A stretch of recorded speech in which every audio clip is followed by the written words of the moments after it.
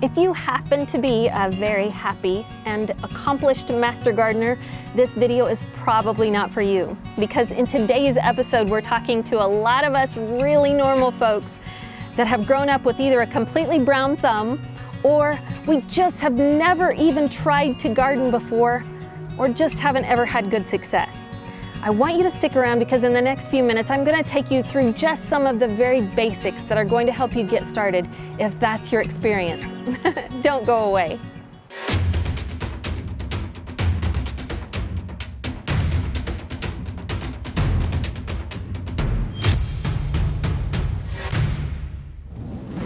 Do you happen to be completely new to gardening? Perhaps you've never even tried it before and you're not sure where to start, or you're a self-proclaimed brown thumb. I want to give you just a couple of things that are going to help you get started to feel like you have a chance this year. Because if there was ever a year to start a garden, this is the year. I'll say that every spring just so you know, but this is the time to do it if you haven't before. And it's worth trying even if you've never had good success. I'll tell you, I absolutely had a brown thumb before. Thankfully, I had the hope that one day I would be a little bit like my grandmothers. Both of them had completely green thumbs, and of course they both lived in the heart of America in Iowa, where it seems like you just look at the soil and it will grow something green and beautiful out of it. You guys have the best growing soil up there in Iowa. Well, I don't live there, and I can't just make things grow by looking at them. So I want to give you a couple of tips that I've learned over the years that are going to help you just to have kind of a little bit of a grip on how to get started with gardening.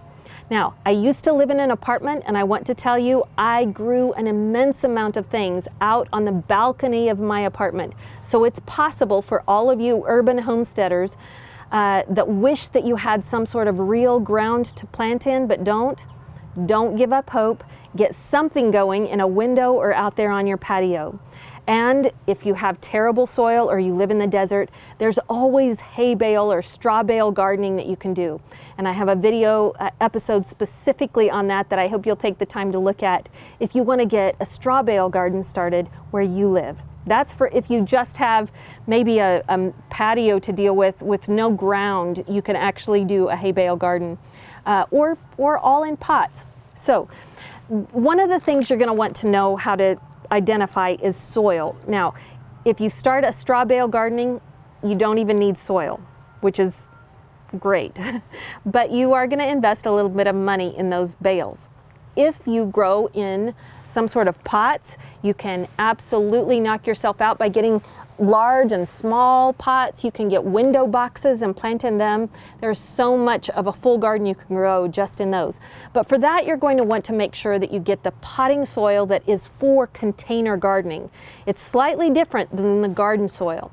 Now, I made the mistake myself before because I thought, oh, I'll scrimp. Isn't all dirt the same? As long as it's from Miracle-Gro or somebody that has some fertilizer in it, won't it be good?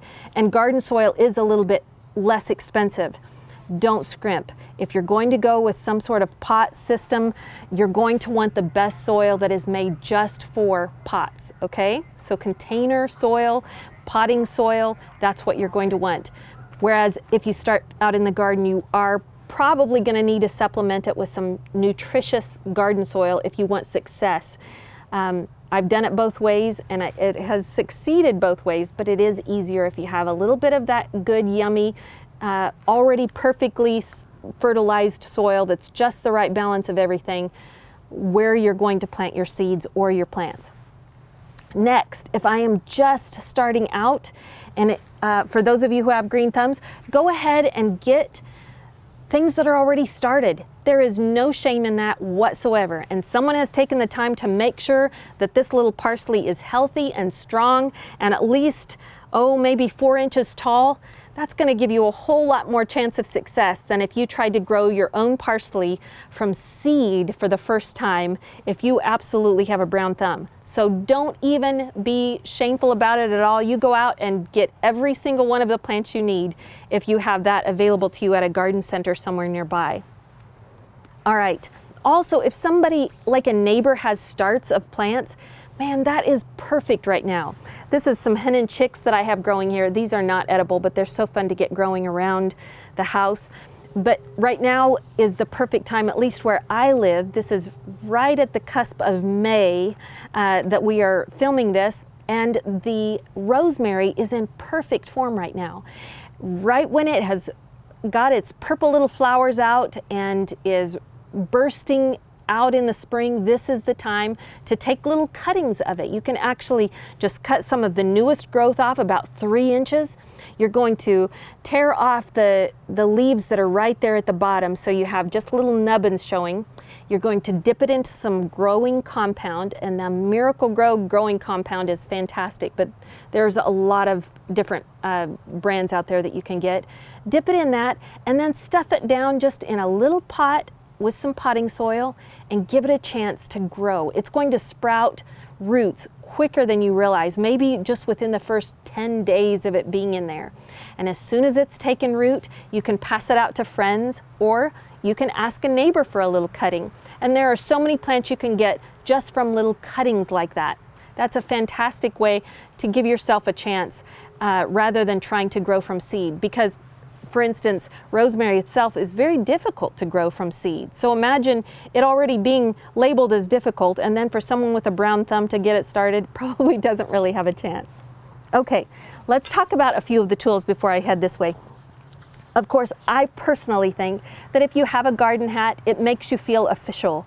So if you need one, get one. If you don't have one, ask and see if one of your grandmothers has one, or your grandfathers, because if they've been out in the garden, they know the value of it. That's the old version of sunscreen, and it's truly natural. So get some shade on your face to protect yourself from the sun. Secondly, get yourself a good set of gloves. And when I say that, I want you to invest in some that are going to last more than one season. These are some of my favorite. These are by, I don't know, I think it says C.E. Schmidt workwear. I get these at Tractor Supply, and they have a real leather palm on them, and it is so much better than anything I've gotten that is fake leather.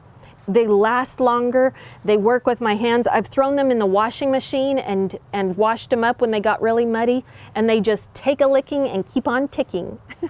So get yourself some good gloves. Now, this, I'll tell you, I scrimped on. I got this at the dollar store, and it works almost as well as inexpensive.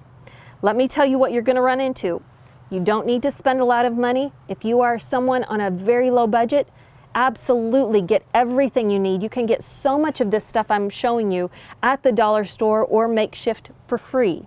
But I will say you need to be warned ahead of time that the metal is going to be much thinner and more pliable. It's probably not stainless steel. It's probably going to bend under a lot of pressure. And I have noticed even this year, as I've been planting with this, that this is not real stainless steel, and it's already bending when I get real rough with it. So plan on that and either go lightly, or if you can afford it, get the right tools for the right price. But either one will make your garden grow. Let me tell you some sources for seeds. Now, I often go to the dollar store, and they will have sometimes for 50 cents, 20 cents, sometimes $1, you can get a packet of seeds. And even though it's going to have an expiration date of maybe a year away, don't worry about that. There are so many seeds that are going to be viable for many years. So don't even think about throwing away seeds. At least put them in the ground, even if they're expired. But you can get seeds cheaply at dollar store. Now, here's one. I love Baker heirloom seeds. This is Baker Creek heirloom seeds. You can get them from their catalog. I have some of this purple corn already planted for my garden, in my garden this year, and I can't wait to see it come up. It's super sweet, and I love anything that grows in strange colors. So I have the rainbow colored carrots, I have purple corn, I have rainbow colored, oh my goodness, I have these wonderful rainbow color atomic tomatoes that I've started for this year. But be gracious with yourself, knowing that all seeds are not equal. They don't all just grow immediately without a little extra care and love. So get the ones that you know are going to be the easiest if you're just starting out. And pay very close attention to the back of them if it says it needs full sun or lots of water or extra loamy soil or something. Just pay attention to that on the back. Also, every time I get a chance, I try to do it like Grandma did, because cherry pits, peach pits, apricots. I have some juniper berries. I have loofah seeds from last year's loofah that grew, and I saved the seeds from those. So many times you can take produce from the actual store just like you received it, scrape out the pepper seeds from the pepper and get them planted, and you're going to have success. You will be amazed. In fact, one of the things that I was praying about at the beginning of the year that I felt like the Lord was telling me was, don't let any seed go unplanted.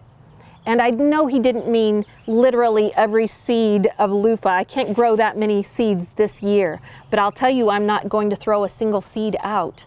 I'm going to give it away. I'm going to plant them. I'm going to have some reason to have them be in the ground, but none of them is going to just get thrown out. I will give you this one caution. If the seeds happen to be from some very tropical environment, and you don't live in a tropical environment, you're not going to probably have really good results. These are tamarind, and tamarind is a wonderful treat with fantastic seeds in this pod, and I can use this for the deliciously tart, orangey type tropical flavor that I get from tamarind. But if I'm tempted to think I can plant these seeds in the middle of Tennessee and have success, I'm fooling myself. So you might pay attention. If you're not where bananas grow naturally, if you try to plant banana seeds, they may not grow well where you are. So it's not that you have a brown thumb, it's that you're just not in that same area where they came from. Before I go further, let me say this. There are a lot of folks out there that are going to tell you, don't even get started on your garden until you've taken a sample of your soil, sent it off to the agricultural folks in your state and had them test the soil and tell you what its makeup is so you know what it's missing and what it needs. You don't need to do that. But I would say that you do need to for sure know what zone you live in, so you can look that up online for your exact city or your zip code, what growing zone you live in. I live in 7A. That's important to know. And there are seeds that are going to absolutely flourish in that zone. Those are the seeds you want to get. You can stretch just a little bit. Like my parents live in zone 7B where they are, and they have morel mushrooms everywhere. And those are one of my favorite things. So the last time I went to visit them, I got some of their morel mushrooms that are dried, and you can take, and we'll do it in another episode, but you can spread these spores of morel mushrooms out where you live. If there is a complementary zone that's really close to the other zone it was growing in, you get the idea. And I'm going to have a wonderful crop of these, I hope, this year. Let me also just say this. I would really recommend you do this now or in the very near future if you are trying to be prepared for the days ahead. This right here is a virgin seed supply, 80 heirloom vegetables, and it's over 10,000 seeds in this little packet right here. It was sealed, and I have unsealed it just so I could see what was inside. But it has so many different kinds of vegetables that are available in the event that there was a breakdown in society and I needed seeds and didn't have access to all the dollar stores and heirloom seed catalogs. At least I've got one of these little packets. This one is for cherry bell radishes and it has every kind of thing in there you could ask for. This is serrano peppers, and I'm just going to encourage you, get yourself a little seed supply like that. Maybe a little kit. There are all kinds of different ones you can get from different companies, and stash it away somewhere without unsealing it for the days ahead when you might really be thankful to have a garden that you can start.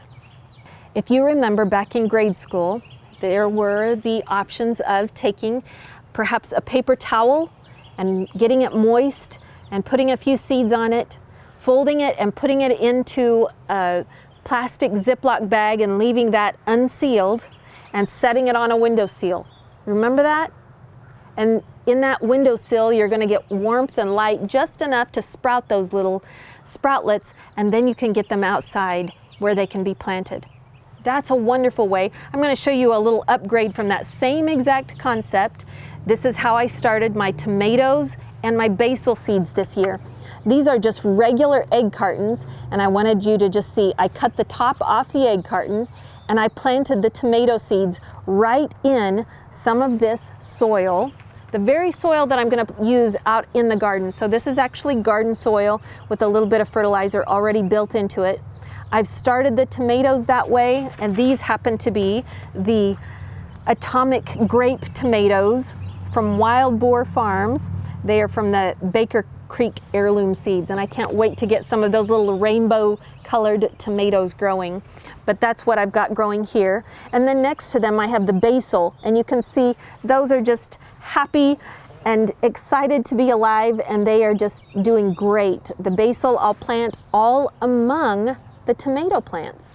Now I can't use all of these, so I'll be giving some of them away, but the basil will go right around the base of the tomatoes. To make this easy for watering, I will show you, I had plastic, one plastic container for eggs that I got. I think those were Eggland's Best. You know, those always come in the nice plastic container. And I want to be able to use that because look at how it has a wonderful top that you can cut off of the Eggland's Best plastic containers, and it makes like a little greenhouse. So this is what this has looked like on my windowsill for the past 2 weeks. And that wonderful little top that comes with that, I've cut off so it's free on its own, and just lay it over. And that kind of keeps the moisture in, but it also keeps it warm, especially at night. So it has its own little greenhouse effect going on. That's a very simple way to do it. And another simple way that I've seen people do is with strawberry containers. These are dirty. I haven't used them yet. But if you have gotten strawberries or some sort of berries in containers like this, you'll know how they have all those holes already in the bottom and top. So this makes a perfect little greenhouse type environment. You can just fill it about halfway up with some wonderful potting soil that already has a little bit of fertilizer in it. Plant your seeds in there about 2 inches apart. So for this big one, I might get 8. And for the smaller, I might get 6 little starts. And this is a fantastic makeshift greenhouse. I do want to say you probably don't want to use something like this, even though these little easy foil loaf pans come with their own little type greenhouse top. And you might think, oh, that would work perfect. Yeah, but there's something about the aluminum foil that probably isn't the very best. Also, you couldn't just take these out and plant this in your garden like I really could. I could cut these cardboard sections apart and literally just plant that right in the garden so it didn't get traumatized from being uprooted and replanted in the garden, where I would have to do that if I did this in this tin foil. So I just want to encourage you, get creative, use whatever you've got. It's going to be great. It's going to be certainly better than nothing, but I would recommend probably against this. All right, there is so much more we can cover, but let's at least just go out to my garden just for a minute and you can see a few of the things I've gotten started. Let me show you what I'm talking about saving what you get at the store. So for the last couple of years, I've had a fantastic little mini strawberry garden just by saving the heads of the strawberries that I get at the store and throwing them all in the same pot. So I know this isn't very pretty to you right now, but by the end of the summer, I'm going to have wonderful strawberries anytime I come out to the garden, just from throwing all the refuse of the strawberries into this one pot rather than throwing them into my compost garden. Leftover from my apartment days, I do have a lot of containers, so I use them every year. And this year I've got spinach and Swiss chard and arugula all planted, like a little salad bar for myself. And the arugula is the first one to come to life, and it's just so cute. I just love it. The little tiny 4 leaflets have all just burst out in here. You can just barely see little tiny Swiss chardlets, little tiny minis coming out, and I'm excited to watch them. And this over here is the spinach with just a couple of little sproutlets, but I'm excited. It's going to do great. And this white that you see around here is just some eggshells that I had in there. Whether you're going to garden in the dirt or in some sort of container situation, I would encourage you, make it easy for yourself. I've seen people that get painter's knee pads and wear those. I love this little Smith & Hawken kind of a thick gel type knee pad to kneel on, and it sure makes it more bearable. But if you happen to be disabled, absolutely, they make those wonderful little carts with a seat right on top, so you're never having to get on your knees at all. Those are fantastic for the garden, and I would encourage you to get that. This little corner of my garden I have allocated for just herbs only, and so not for any specific reason, it's just a good placement for them, but I put them all in here and kind of keep track of them a little better, and they grow almost all through the year. Here I've got creeping thyme, which is wonderful, chamomile, which is fantastically medicinal and very calming, and it helps you sleep well at night. Then I'm going to be planting this parsley, which I have not grown before, so it may be that I kill it, but I'm going to give it a good chance, and because it's its first year, I'm not trying to do it from seed. I'm just using a start from the store. Then I have this very old sage that I love. It makes fantastic teas and seasons my meats absolutely beautiful. And it reminds me of home, where we have thousands and thousands of acres for endless mountains of wild sage. And so when it rains, this sage smells like home, and I love it. Also in here, I usually plant at least one happy big sunflower or two, and those already make it bright and beautiful out of my kitchen window. But you might already be noticing some of the strategically allowed weeds. I guess that's what everybody else calls them. I don't like calling them weeds, but here's some dandelion, and here's some wild violet that I've allowed to grow.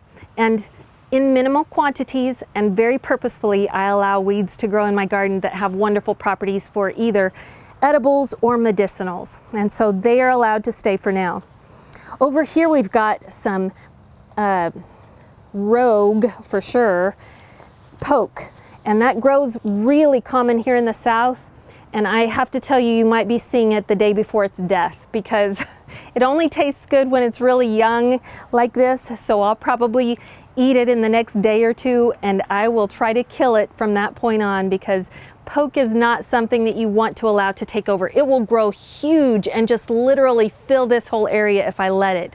So you have to kind of keep it in check, but I do like it when it's young, so I'll probably be harvesting that right away. And poke is not technically an herb, it's just a rogue grower there. Then I've got this rosemary, and you can see it's very old and decrepit. It has served me so well for years and years, and it's just holding on to life beautifully, and I'm so thankful for that.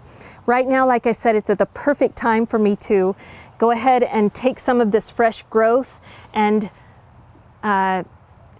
get it so that it can propagate more by, I'll probably take 10 or 12 of these little starts and have 10 or 12 new little rosemary plants that I can give as gifts when I have friends come over, or I can start them so that they'll be the next generation of herb garden. The very best. Last year I had a hay bale garden, or straw bale garden. You remember that, and we have an episode on that specifically if you'd like to watch it. What you have happen the very next year if you don't get more bales, which I couldn't this year because of COVID. So I have allowed all of that wonderful composted straw to turn into beds of fantastic, kind of a great medium to even plant in. And in my opinion, everybody needs some good sunflowers growing. So you notice that in this, I have planted a bunch of sunflowers. These will literally grow, some 8 feet, some up to 12 feet tall. And they will be massive heads. They're the jumbo kind, so they'll be bigger than plates, and they will make fantastic sized sunflowers that you can eat as a snack, but then also the squirrels will come and have a heyday, and it's just as much fun watching them enjoy them as it is to eat them yourself. So right there, I've got some wild wide leaf plantain that I'm just gonna leave alone. I love that, and it's so medicinal, it can stay going. Here in the corner, I've got a fig tree, which I am so excited about. I've never grown figs before, but I got the little start for this at the store. They won't grow quite this big. That's about double the size, but they are pretty big, and they're that beautiful coloration, and they are so sweet. If you've never grown figs before, but you can in your area, boy, I would encourage it. They're wonderful. And then next to them, I've got my banana peppers. I'm not a real fan of the super hot peppers, but I love the sweet banana peppers so well that I've got a little plot of them growing here, and I'll put a couple of things in between them that are companion planting. If you want to get detailed, you can Google that and find out about companion planting. It's pretty cool, but we won't get that complicated today. Along the front side of the cattle panel trellis that I used last year, that I left in place, I have planted my yellow long neck squash. And you notice they're a couple of feet apart because last year I noticed I planted them way too close. They were very crowded, so I'm learning, give everything a little bit of more breathing room, especially those that like to climb and vine all over the place. This will be beautiful and covered in not only squash vines that I've had to, yes, carefully tie up as they go because they get a little bit heavy, but this will be covered with those, and also those wonderful squash blossoms that are so delicious to eat fried up. Along this whole side of the garden, I've got wonderful sugar snap peas that I love and can't hardly get enough of. So I've put a little wimpy trellis right behind them because they do have those sweet little tendrils that like to climb up things, and they'll grow up this trellis and just be beautiful along this west side of the garden. You can't see them here, but along this back side of the trellis, I've got pole beans that will grow up this beautifully and literally have their blossoms and their beans growing that I can pick easily all through the summer. Also along the back here, I've got 3 zucchini squash plants growing, and given them room to grow, I'll train them up the trellis because they won't automatically take off and grow up it themselves, but they will be trained and do wonderful. I have learned again to space them out.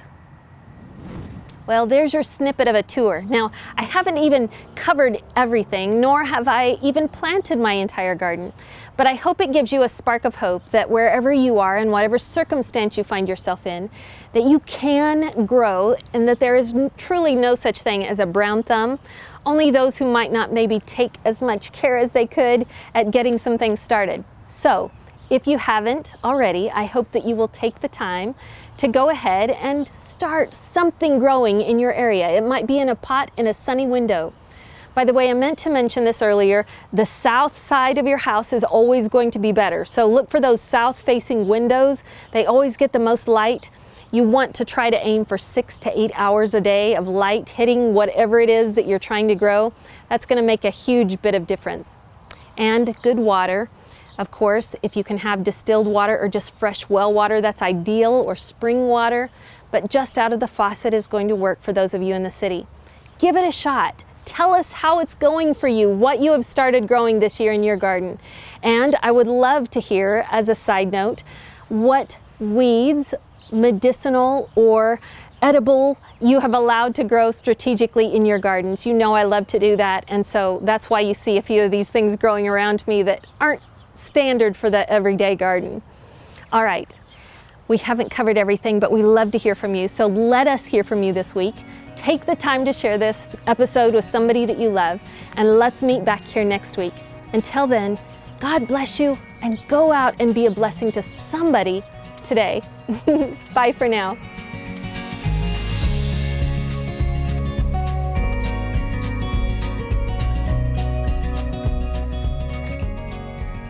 Hey, before you go, I would love to share this word of scripture with you. This is out of the Old Testament of the Holy Bible. It's in the book of Isaiah, chapter 43, verse 10. It says this: "You are my witnesses, declares the Lord, and the servant whom I have chosen, that you may know and believe me and understand that I am He. Before me there was no other God formed, and there will be none after me." Now go spread the word.